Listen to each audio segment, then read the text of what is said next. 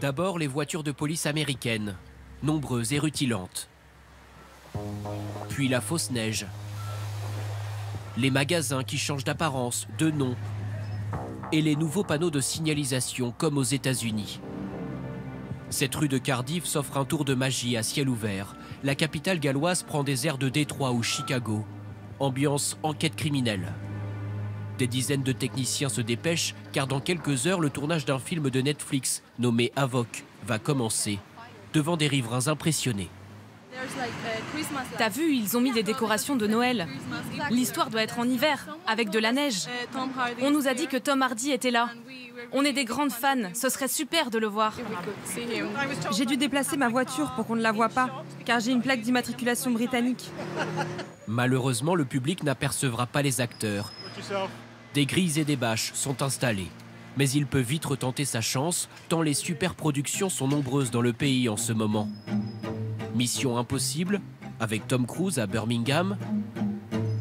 La série Le Seigneur des Anneaux, Amazon ayant choisi de quitter la Nouvelle-Zélande. Et Batman, avec Robert Pattinson à Liverpool. Plus que le cinéma, les fictions pour la télé et les plateformes de streaming explosent au Royaume-Uni. Investissement doublé en 3 ans, 4 milliards d'euros au dernier exercice. Les studios sont donc en pleine effervescence. Au nord de Londres, celui-ci, ouvert au début de l'année, tourne déjà à plein régime. La veille, sur cette scène virtuelle, une des actrices les plus célèbres au monde a tourné une course-poursuite, un projet confidentiel. Désormais, l'équipe installe un décor de science-fiction. On s'assure que lorsqu'on bouge la caméra, le décor s'adapte et suit le personnage. Ça donne l'illusion que c'est réel. Pour prendre de vitesse les rivaux américains, les Britanniques profitent de baisses d'impôts offertes par le gouvernement et de 580 millions d'euros d'aide pour les tournages annulés à cause de la pandémie. Des mesures si attractives pour les producteurs que le studio londonien, à peine créé, s'est déjà agrandi. Ici, nous avons le plus petit de nos 3 plateaux.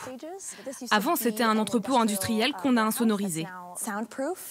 Mais comme beaucoup d'autres, il lui faudrait encore pousser les murs pour satisfaire toutes les demandes. Après les confinements, tous les films qui étaient en suspens ont voulu reprendre leur tournage. Donc c'est clairement une grosse course pour avoir des studios. Le succès britannique s'explique aussi par l'excellence de ses écoles pour les concepteurs d'effets spéciaux, les réalisateurs et bien entendu les acteurs, dont l'anglais Daniel Craig l'interprète de James Bond 007.